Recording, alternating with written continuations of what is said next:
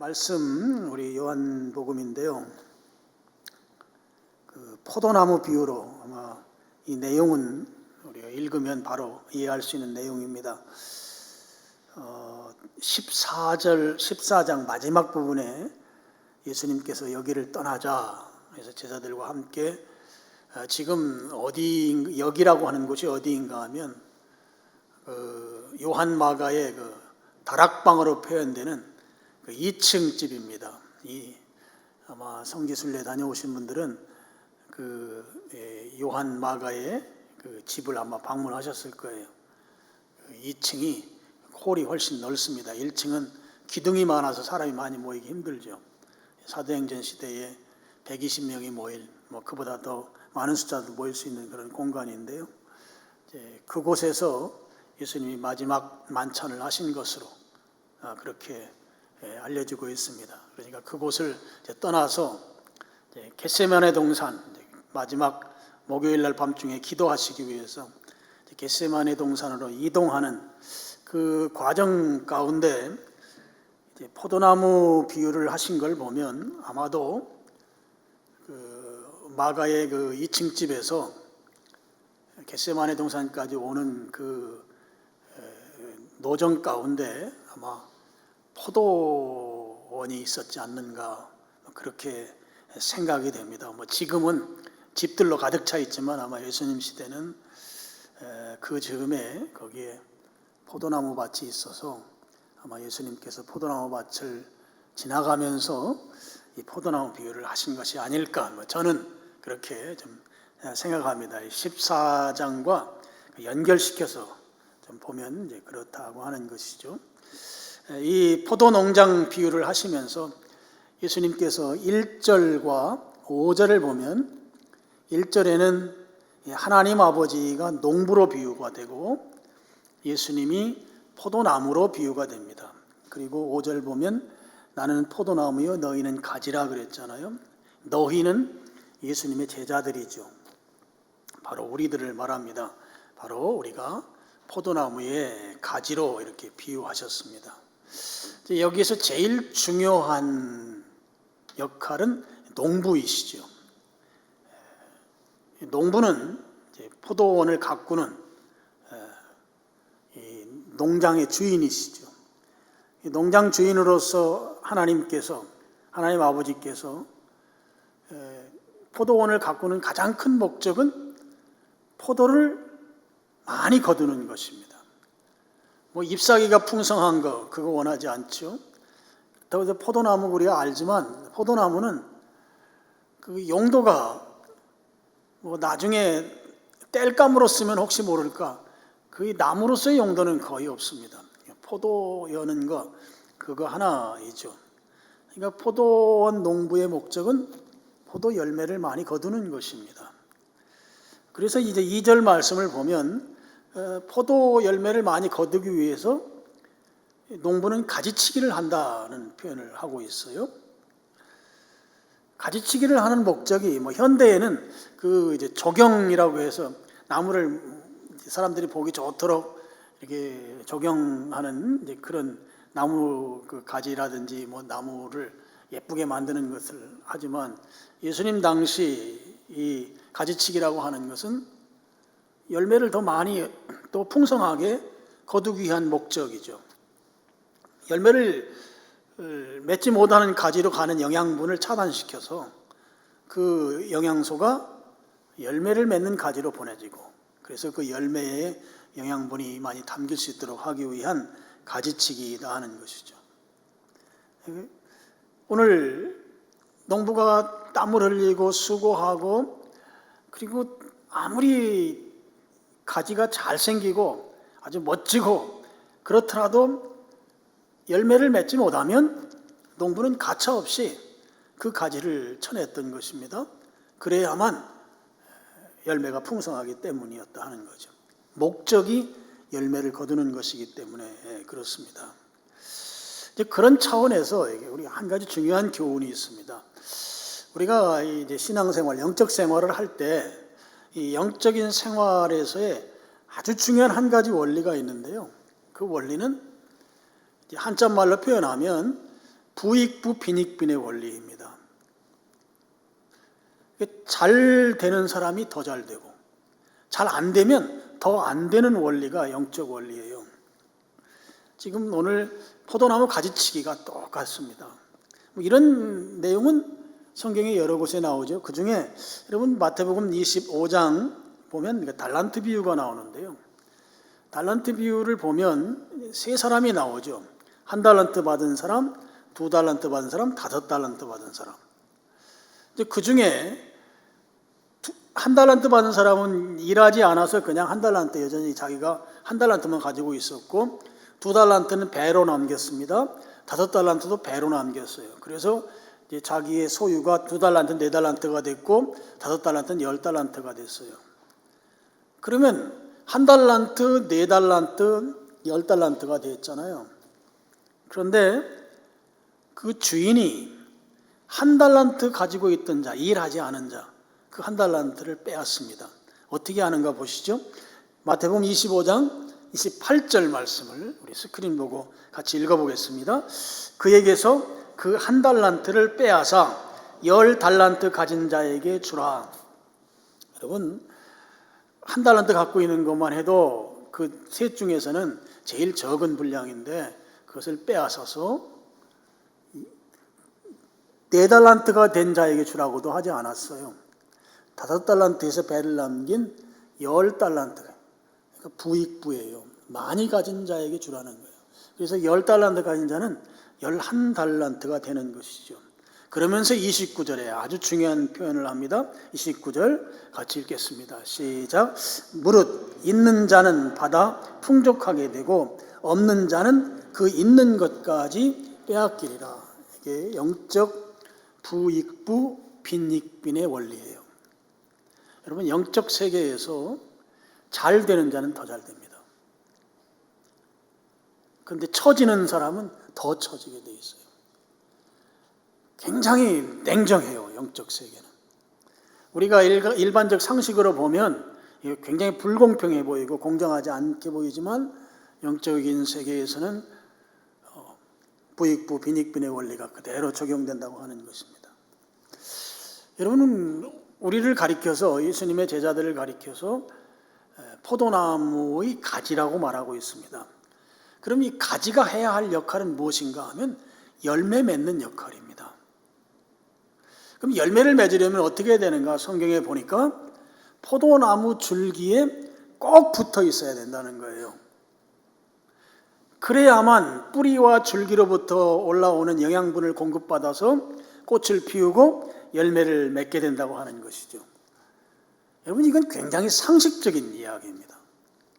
아니 포도나무가 열매를 맺으려면 나무에 붙어 있어야 열매를 맺지. 그 나무에서 떨어지면 어떻게 열매를 맺어요?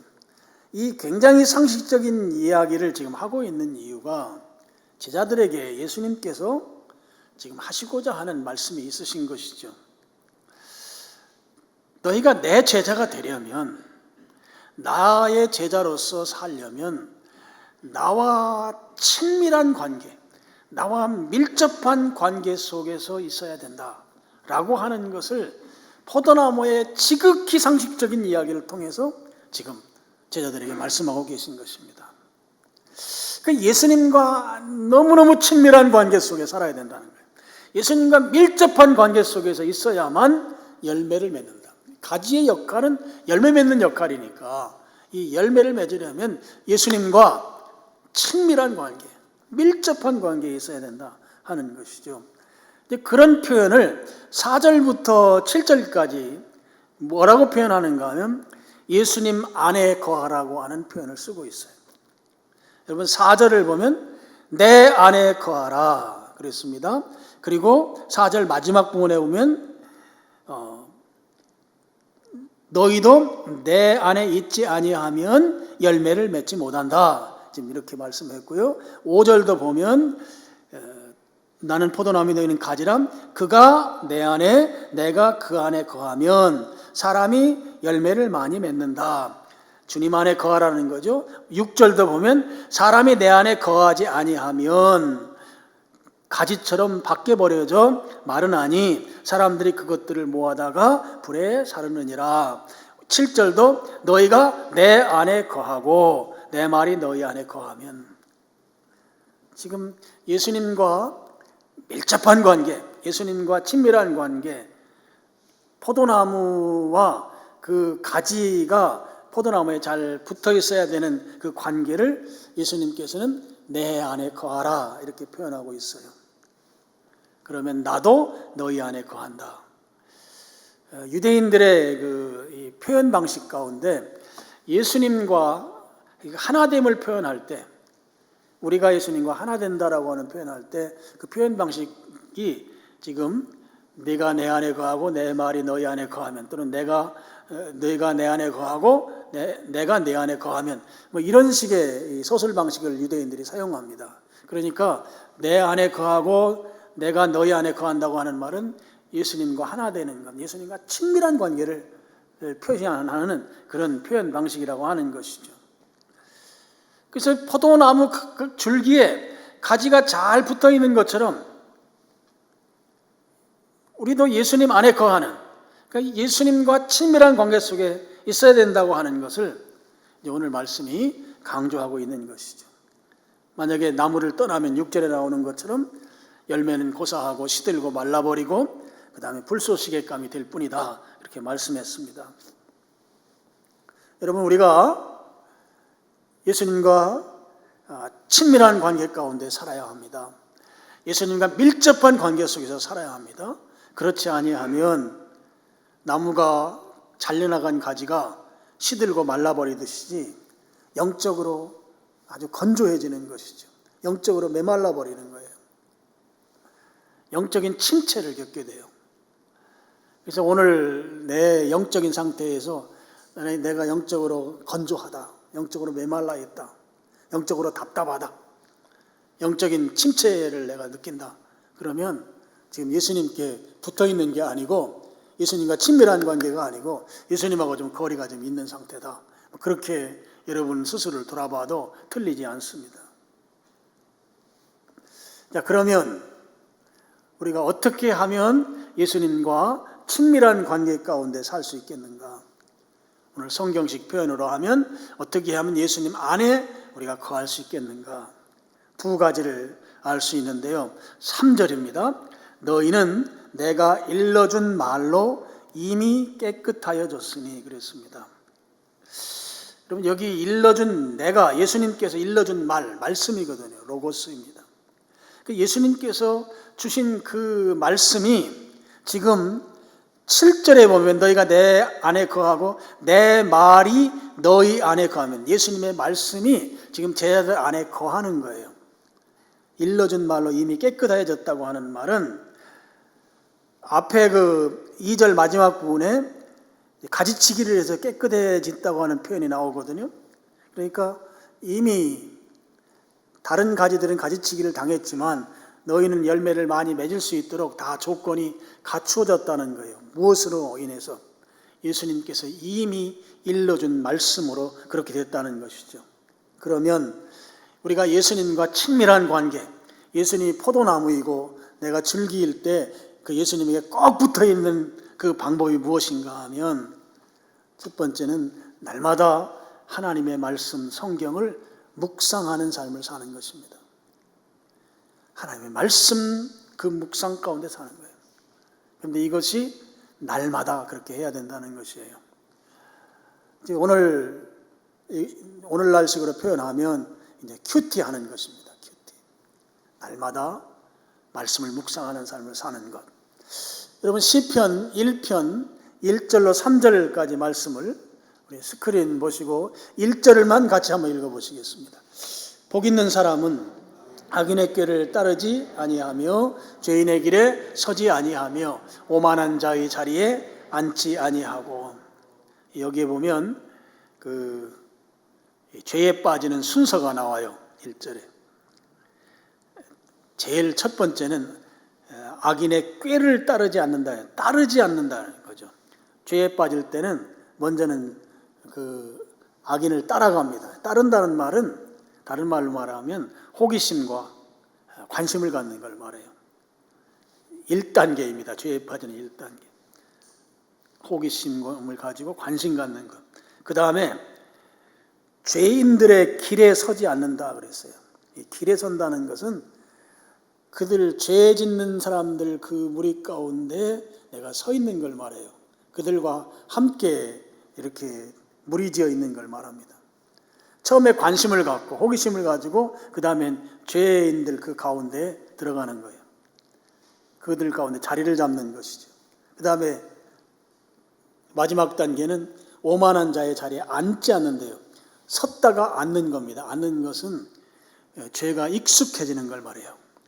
죄가 습관이 되는 거예요. 습관. 그래서 죄 짓는 것이 자연스러워지는 것이죠. 이게 죄에 빠지는 순서입니다. 근데 복 있는 사람은 그렇게 죄에 빠지지 않는다는 거예요. 그럼 어떻게 하는가? 2절 또 보겠습니다. 오직 여호와의 율법을 즐거워하여 그의 율법을 주야로 묵상하는 자다. 이 주야가 매일 묵상하는 거예요. 매일 성경 말씀을 묵상하는 사람이 이게 복 있는 사람이다. 근데 어떤 복이 있는가? 3절입니다. 같이 읽겠습니다. 그는 이냇가에 심은 나무가 철을 따라 열매를 맺으며 그 잎사귀가 마르지 아니함 같으니 그가 하는 모든 일이 다 형통하리로다.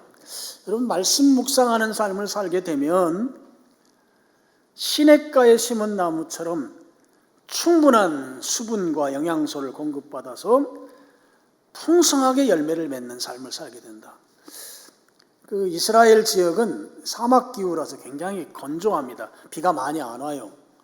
그런데 그 요단강 근처에는 아주 울창한 숲이 있어요. 강물이 있기 때문이죠. 물론 지금은 갈릴리 호수에서 물을 받아서 사막에다도 농장을 만들어서 지금은 이스라엘이 아주 농업 생산량이 풍성한 나라가 됐지만 예수님 당시만 해도 그런 관계 시설이 있을 때가 아니니까 그 요단 강가는 굉장히 풍성한, 그렇지만 다른 데는 아주 사막처럼 돼 있는 이제 그런 땅이 이스라엘 땅입니다. 그러니까 유대인들은 이 말을 아주 금방 실감나게 받아들일 수 있는 거죠. 시냇가에 심은 나무가 철을 따라 열매를 맺으며 그 잎사귀가 마르지 아니함 같으니, 시냇가에 있는 나무는 철을 따라 열매를 맺는다. 왜냐하면 충분한 영양분을, 충분한 수분을 공급받을 수 있기 때문에, 그래서 열매 맺는 풍성한 삶을 살게 된다 하는 것이죠. 그리고 그가 하는 모든 일이 다 형통하다 하는 거예요. 여러분, 주야로 말씀을 묵상하는 사람은 그가 하는 모든 일이 다 형통이 된다는 것입니다. 그럼 이 사실을 믿으시길 축복합니다.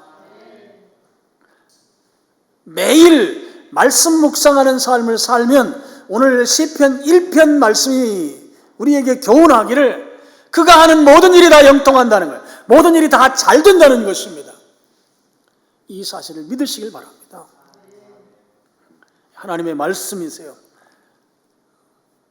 이 말씀이 주야로 말씀을 묵상하는 자는 잘 된대요.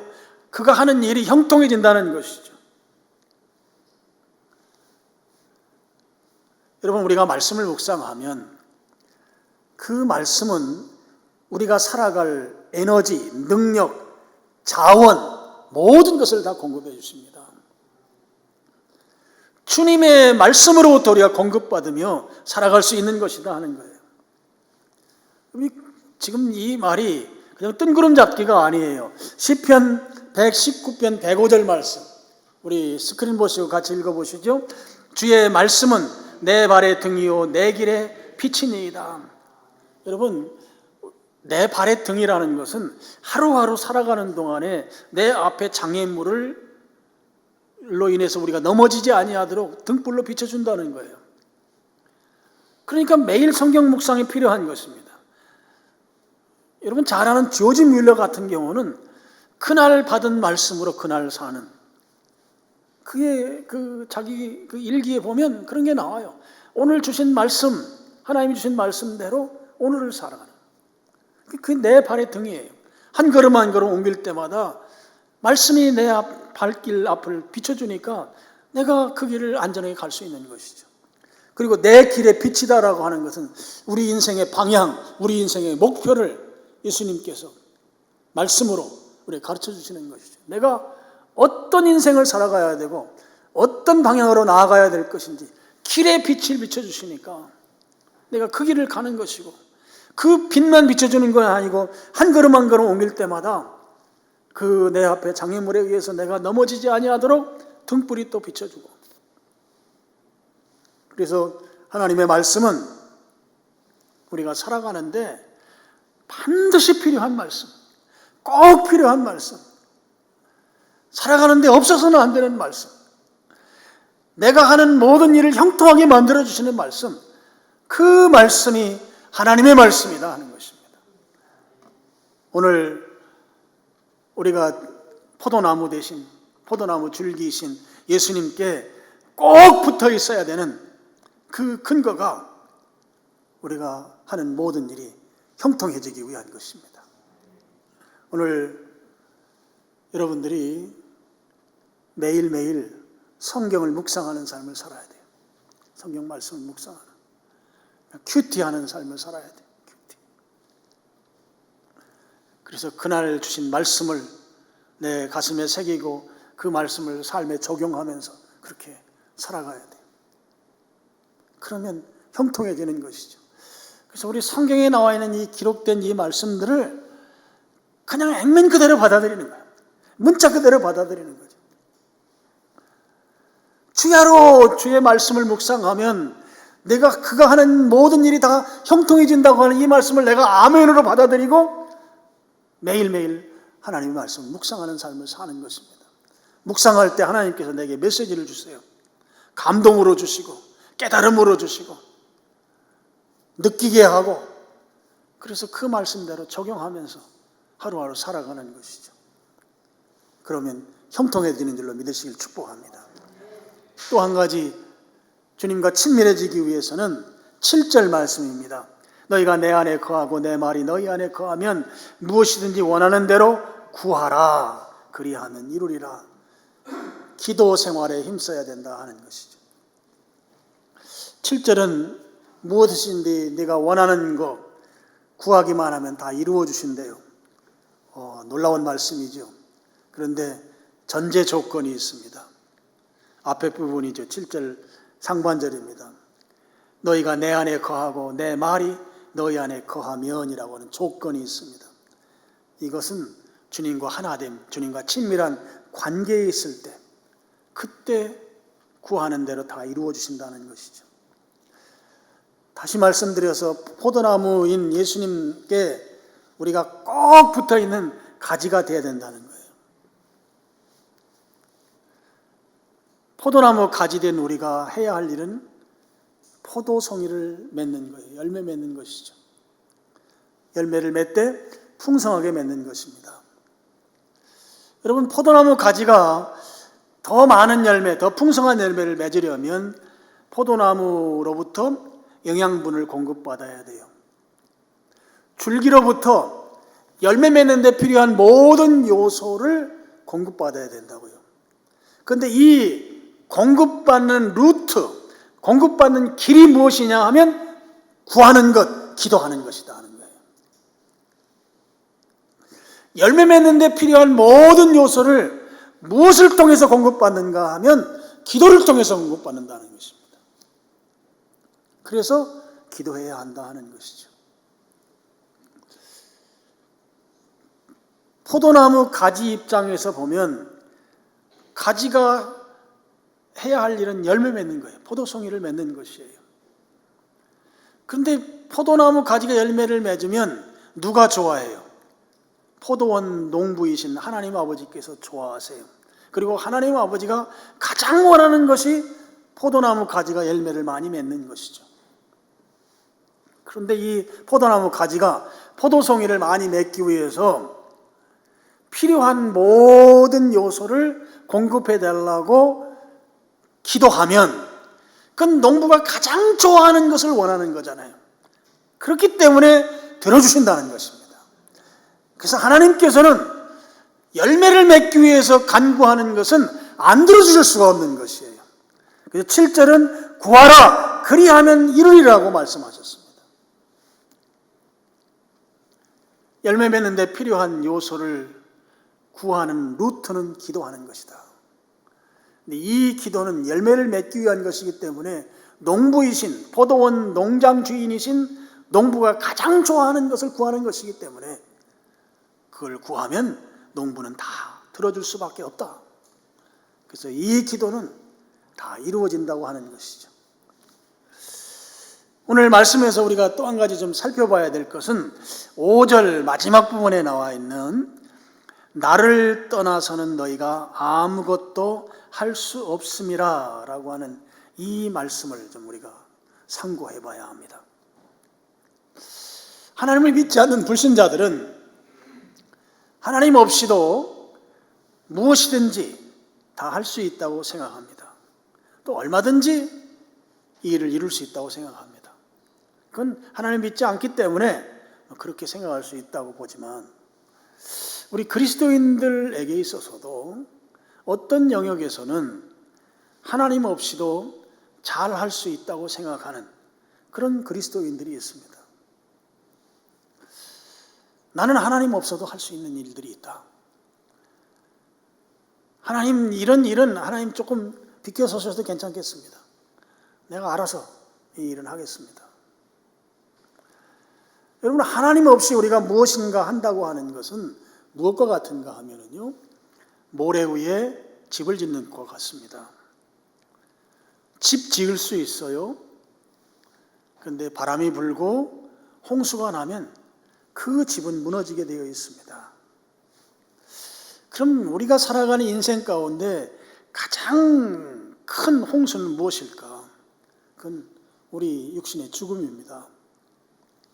죽으면 회복이 불가능하죠. 다시 지을 수가 없습니다. 이 세상에서 아무리 큰 업적을 남겼다 할지라도 인생의 가장 큰 홍수를 만나고 나면 오늘 6절에 나오는 것처럼 밖에 버려지는 거예요. 그래서 그냥 불쏘시개로 끝나는 것이에요. 불쏘시개는 지옥불에 던져진다는 말과 같은 말입니다. 그런 차원에서 오늘 우리가 우리 인생에 대해서 좀 정직할 필요가 있다. 나는 예수님 없이도 무엇인가 할 수 있다고 생각했던, 예수님 없이 나는 무엇인가 할 수 있다고 생각했던 그런 영역은 없는지에 대해서 스스로에게 좀 질문을 해봐야 되겠다 하는 것이죠. 오늘 말씀에 너희는 나를 떠나서는 아무것도 할 수 없대요. 그러면 나는 예수님 없이는 아무것도 할 수 없습니다 라고 하는 것을 진심으로 내가 인격적으로 이 말씀에 동의하고 하나님 앞에서 예 맞습니다 여러분 이렇게 고백해 본 적이 있는지 나에게 스스로 한번 질문해 봐야 합니다. 나는 젊으니까, 나는 건강하니까, 나는 그래도 중산층 이상을 살고 있으니까, 나는 머리가 좋으니까 예수님 없어도 할 수 있는 영역들이 있어. 오늘 예수님을 믿는 그리스도인으로서 살아가면서 내 삶에 그런 요소들은 없는지 정직하게 주님 앞에서 질문하고 대답해 볼 필요가 있다 하는 것이죠. 오늘 성경이 말씀합니다. 나를 떠나서는 너희가 아무것도 할 수 없다. 예수님 없이 나는 할 수 있는 게 아무것도 없습니다 라고 정말 두 손 번쩍 들고 무릎 꿇고 굴복하는 그런 인격적 고백이 우리에게 절대로 필요합니다. 나는 예수님 없이는 아무것도 할 수 없습니다. 여러분, 그런 고백을 할 때 예수님께서 우리가 살아가는 데 필요한 자원을 비로소 공급해 주십니다. 우리가 살아가는 데 꼭 필요한 능력을 공급해 주시고 우리가 살아가는 데 꼭 필요한 것들을 내가 주님 없이는 아무것도 할 수 없습니다 라고 내 진심으로 고백할 때, 진심으로 고백할 때 그때 주님이 모든 주님의 자원을 우리에게 공급해 주셔서 그 자원으로 살게 하신다고 하는 것이죠. 그래서 오늘 예배에 참여한 여러분들이 주님 앞에서 나는 주님을 떠나서는 아무것도 할 수 없습니다. 입술로만이 아니고요. 내 인격을 통해서 그렇게 고백하시는 여러분 되시길 축복합니다. 그럴 때 주님이 내 삶 가운데 역사하시는 거예요. 그렇게 할 때 주님께서 주님이 가지고 계신 자원을 내게 제공하시는 거예요. 그래서 나로 하여금 열매 맺게 하신다 하는 것이죠. 여러분 8절 말씀 마지막 구절입니다. 너희가 열매를 많이 맺으면 내 아버지께서 영광을 받으실 것이요 너희는 내 제자가 되리라. 여러분 농부에게 포도원 농장 주인에게 있어서 최고의 기쁨은 많은 포도 열매를 수확하는 것이겠죠. 이것을 우리의 포도나무 가지라고 하는 우리들에게로 적용하면 우리는 열매를 많이 맺는 것이 우리의 삶의 목적이에요. 우리가 열매를 많이 맺는 것은 또 바꿔 말하면 우리의 삶은 하나님을 이롭게 하는 삶을 사는 것. 이게 우리 인생 삶의 목적이에요. 우리가 열매를 많이 맺으면 농부가 좋아해요. 농부는 그 열매를 많이 맺으면 영광을 받으신다라고 표현할 정도로 농부가 수고하고 땀 흘린 최고의 목적을 이루어드리는 것이니까 우리 가지된 우리 입장에서는 우리 인생의 목적인 거예요. 삶의 목적인 것이죠. 열매를 많이 맺는 것, 그것으로 인해서 농부를 이롭게 하는 삶, 이 삶을 우리가 살아야 되는 것이죠. 자, 그러면 우리가 맺어야 할 열매는 무엇인가? 열매를 두 종류로 설명할 수 있습니다. 영어로 말하면 to do와 to be, 존재와 삶으로 나눠서 설명을 할 때 먼저 존재, to be에 대한 것, 인격적인 열매입니다. 성경에는 성령의 열매로 소개되죠. 갈라디아서에. 성령님께서 우리 안에 내주하심으로 말미암아 인격적으로 맺어지는 열매들입니다. 이 열매들은 예수님의 성품, 예수님의 속성을 나타내요. 그래서 이 인격적인 열매는 예수님을 닮아가는 것이에요. 예수님을 닮은 인격적인 존재로 내가 변화되는 것입니다. 사랑, 희락, 화평, 오래 참음, 자비, 양선, 충성, 온유, 절제, 갈라디아서에 나오는 성령의 열매들은 오늘 인격적인 열매로서 우리들이 맺어야 할 열매이다 하는 것이죠. 또 투두어의 관점에서 삶의 열매로서 그리스도인이 맺어야 될 열매 세 가지로 나눠 설명하면 첫째는 입술의 열매입니다. 말로서 하는 말의 열매죠. 덕을 세우는 말, 에베소서에 많이 나오죠. 덕을 세운다 할 때 이 덕은 교회를 세운다는 의미가 있어요. 우리의 말은 교회를 세워지도록 하는데 우리의 말이 사용돼야 되는 거예요. 교회가 세워지도록. 그리고 곤고한 성도들을 향해서 위로의 말, 신앙으로부터 멀어진 사람들이 신앙으로 회복될 수 있도록 권면의 말, 이게 바로 입술의 열매예요. 입술의 열매. 특히 하나님께 드리는 입술의 열매가 있어요. 우리 성경 구절 히브리서 10장 15절이죠. 우리 같이 스크린 보고 읽어보겠습니다. 시작.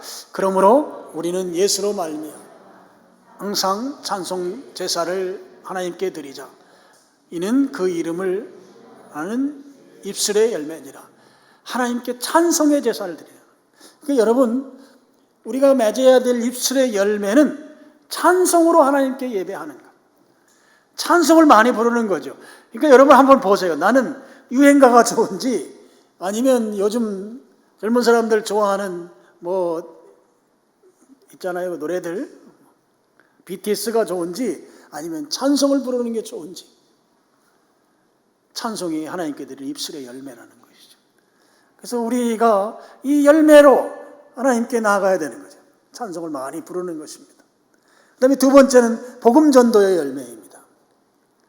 내가 그리스도인 되었듯이 지금 아직 그리스도인이 아닌 사람을 그리스도인 되게 만들어서 그도 하나님께 입술의 열매, 찬송의 열매를 드릴 수 있도록 하는 것.